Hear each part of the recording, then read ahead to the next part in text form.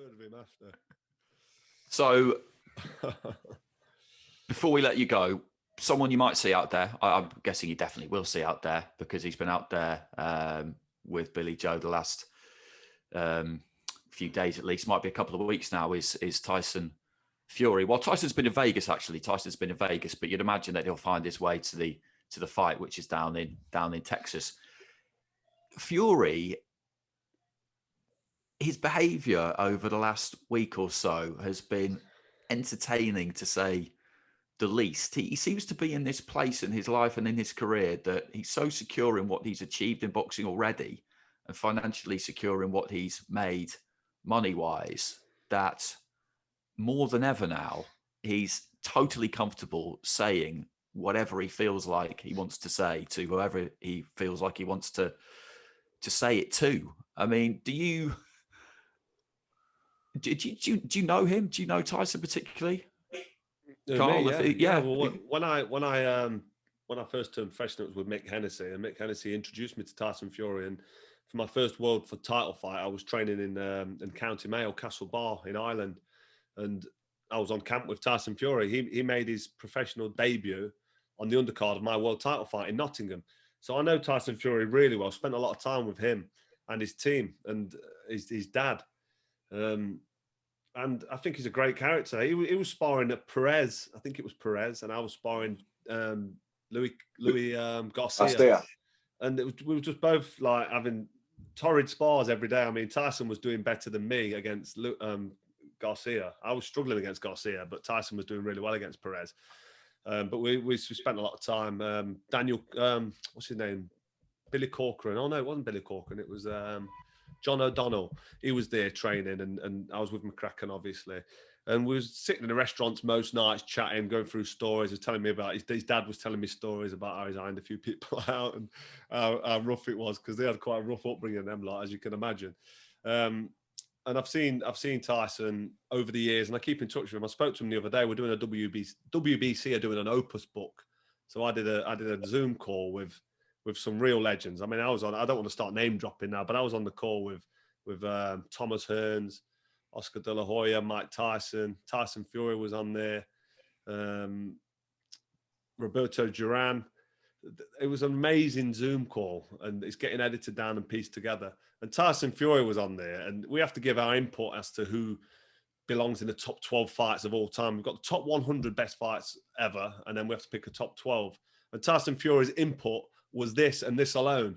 I want to denominate my fight with Deontay Wilder. I want to take it out, both of them, because it was a one-sided beatdown. It doesn't belong. It doesn't deserve to belong in the top 12. I thought, where were they nominating? I put myself in the top 12 for the Taylor fight. But he just denominated himself. And I went, hang on a minute, Tyson.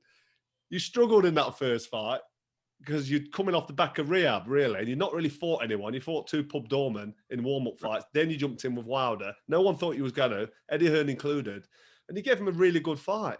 But you got flattened in round 12. And the referee could have waved it off. You somehow managed to climb off the canvas, finish strong, and get the draw. Then you had the rematch when you got yourself in shape and got your mind on it, and you know, you had that first fight under your belt. And then you give them a one-sided beatdown. So I think the first fight and the second fight should be put in as one fight, because the two fights tell the whole story. And I think you're playing yourself down by denominating yourself. So we had a chat about, but that just sums Tyson Fury up. That's just how he is. His only input was to denominate himself. I think he's just a fantastic character. He's full of confidence, but a massive part of his game is the mind games. And, you know, he's bowling around Vegas with his Versace shirts on, dancing on tables with his underpants.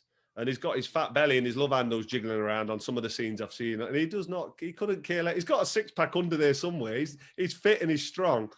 But he could not care less, to say the least.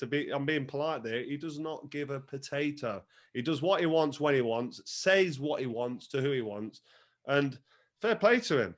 He's exercising his right to free speech, and he gets in the ring and he puts on the performance and backs up his boasts. I was at ringside when he just totally outclassed, and I say outclassed in the best, you know, against Klitschko, because Klitschko didn't hit him with a shot.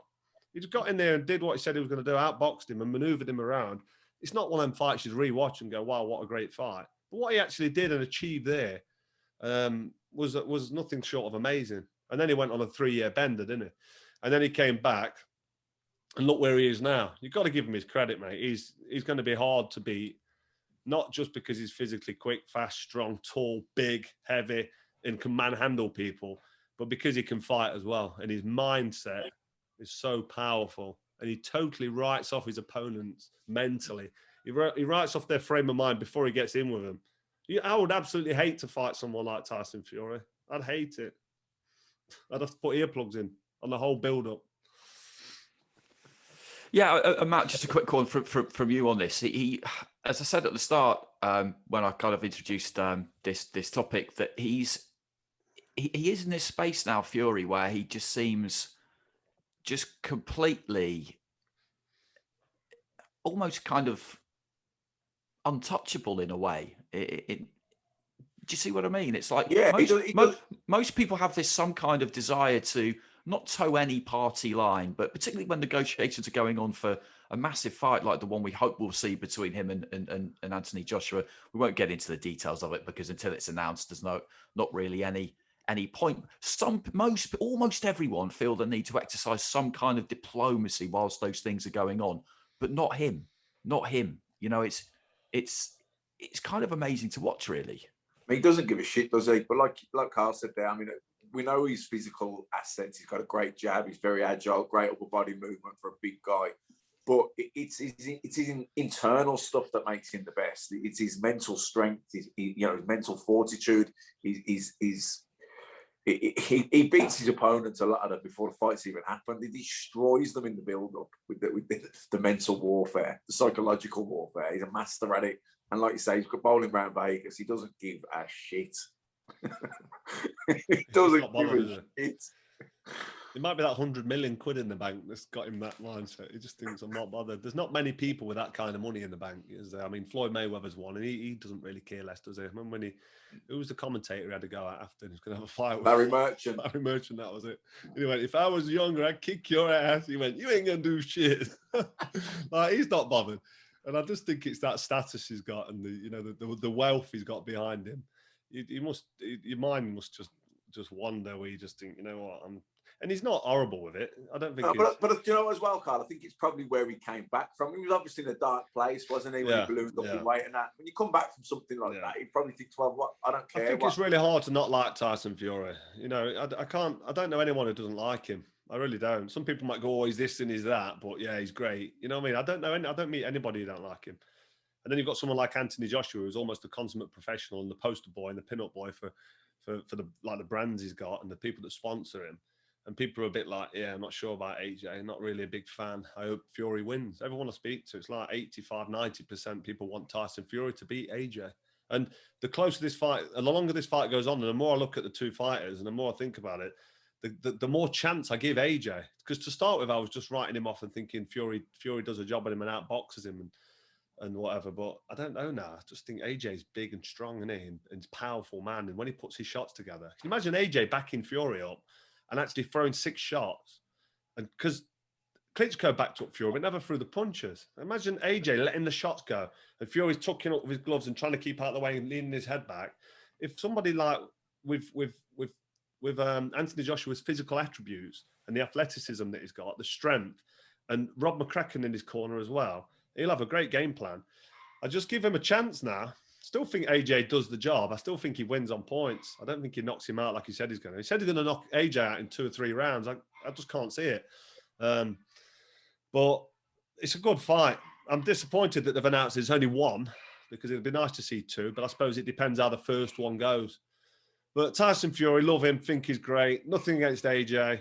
He's a top bloke, a top fighter as well. Proven at top level. He gives us some great nights. AJ has. But I think Fury does the business. I just hope the fight gets made and gets announced. We need a date and a venue, and we need to get it done because if this one goes away or drags on like Mayweather Pacquiao did, it'll be ruined. It really will be ruined.